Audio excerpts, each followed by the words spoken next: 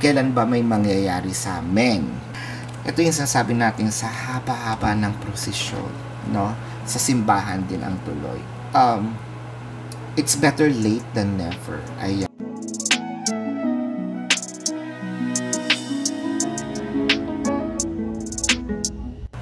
Hello Gemini! Welcome po sa inyong reading. Welcome po dito sa channel Timeless Tarot 111. Pasensya na, no, naudlot yung ating videos noong nakaraang taon, nagkaroon ng pandemic. Pero don't worry, pagpapatuloy na po natin siya. So don't forget to click the subscribe button para po sa mga bago. Tingnan natin, no, ang inyong kapalaran ngayong month ng Gemini. So, wow, a leg up. Gemini, exchanging of gifts. And happy. Gemini. So, meron tayong mga inaasahan na, let's say, pwedeng sabihin natin pangakong napako, no? Hindi natuloy, hindi natupad, no? Palaging, oo, gagawin natin yan. Ang nakikita ko dito, at that time, no, kailangan nila ng tulong. No, pwedeng hindi nyo alam kung ano yung nangyayari sa kanila. Sabihin natin, naglilihim sila, no? Pero ngayon, parang nakikita ko kung ano man itong ipinangako sa iyo, no? Ito na yung parang pagtupad, no? With the partnership and alliance. Patience and planning in reverse. Triumph and success in reverse. So, ang nakikita ko dito, Gemini, no? Kumbaga, nagkaroon ng itong sitwasyon ninyo, parang ups and downs, no? Palagi na lang, kumbaga, may mga planong hindi, actually, mas maganda pa nga kahit sa mga friendships, no? Merong mga planong pagbiglaan nangyayari kapag talaga plinano ng bonggang-bongga. Talagang nag-aano siya. Hindi pwedeng walang aberya, no? I think merong susulpot ditong tao na iso-surprise ka. No, kasi dati nangangako siya na, you know, uuwi ako ng ganito, no, magpapakita ako ng ganyan, ibibigay kita, no, ay bibigyan kita ng ganito, pero hindi talaga siya natutupad. So, I think ito yung time na hindi ko na lang siya sasabihin, no, gagawin ko na lang. Ayan. Ang ganda naman nun. Kasi hindi pa rin niya nakakalimutan kung ano man yung pinangako niya sa iyo. With the Moon card, the Queen of Wands, the Devil card. I think sa inyo, siguro sa tanong niyo lang sa sarili ninyo, no, na naaalala niya pa ba, no? Naaalala pa kaya niya yung pangako niya sa akin dati, no? Yun yung mga tanong na pwedeng hindi niyo na rin itinatanong sa kanya, kasi ayoko na magtanong kasi nasasaktan lang ako, no? At saka parang nawala na rin yung paniniwala ko kasi lagi ngang napapako, no? With the Nine of Wands, the Ace of Pentacles, and the Seven of Pentacles. Pero at least nandun pa tayo sa time na, or panahon na inaantay ko lang, no? Yung iba sa inyo, inaantay ko lang na ikasal kami, inaantay ko lang din na gawin niya yung mga bagay na sinabi niya sa akin, pinangako niya. I think merong financial problem dito. Nung mga panahon na umuoo lang siya, no? Pero ngayon, I think meron na siya, handa na siya, no? Hindi dito problema yung emotion niya eh. Handa siya that time, pero kaya ba, no, ng finances ko? Yun yung naging tanong, no, sa kanya. With the Knight of Pentacles, the Six of Wands, and the Page of Swords. Ito yung sinasabi natin sa haba-haba ng prosesyon, no? Sa simbahan din ang tuloy. Siguro yung iba sa inyo nag-aantay talaga ng kasal, ke magarbo yan, ke hindi. No, iba pa rin talaga kasi din yung may basbas, no?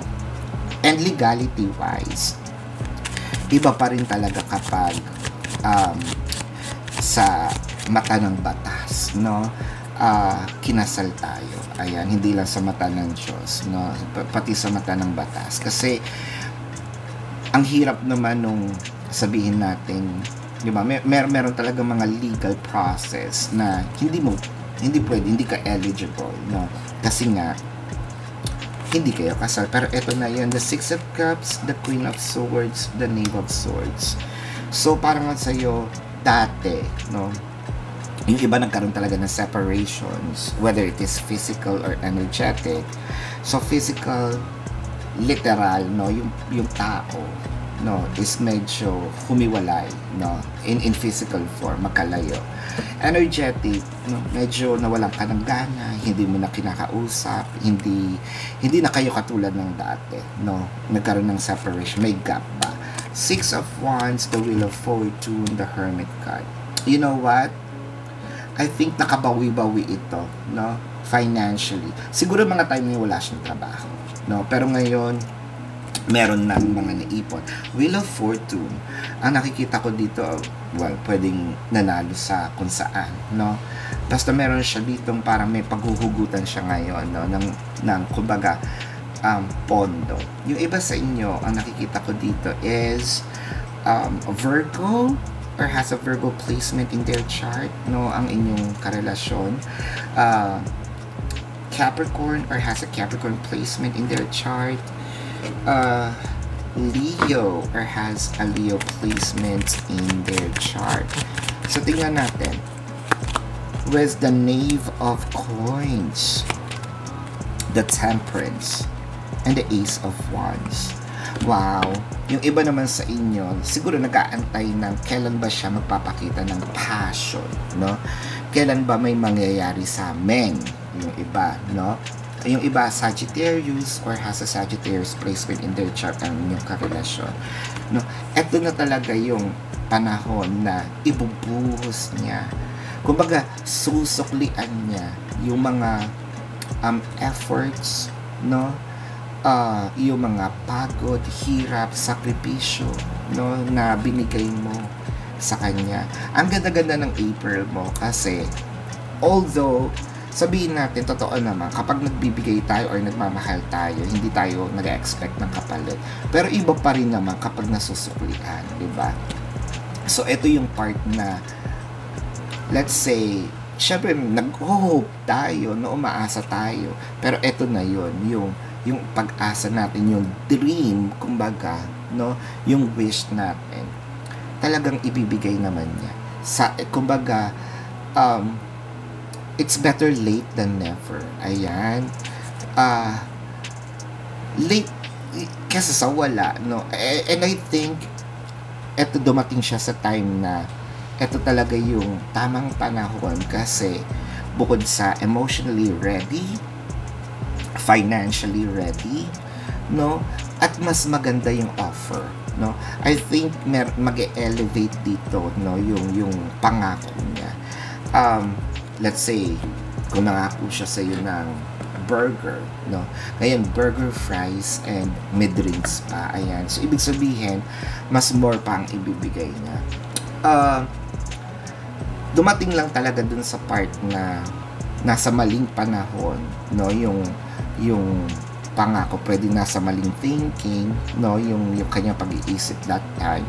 Pero, itong pagbabalik niya, it is a surprise. It is something na parang ni sa hinagap. Sa'yo parang, pangarap na lang to. Ay, ano na lang to. Panaginip. Pero hindi. Mangyayari at mangyayari siya. So, this is your reading for now, Gemini. Sana makita ko po kayo sa live sessions. Hindi po yun dito sa channel na to. Doon po yun sa kabilang channel, Babaylan TV. No? Kung nakaka-resonate po kayo, let me know sa comment section. Magkwento naman kayo, no, sa inyong mga buhay-buhay, no, kung nakaka-resonate kayo. So this is your reading, love and light. Namaste. See you po sa susunod na release ng video. Paalam, Gemini.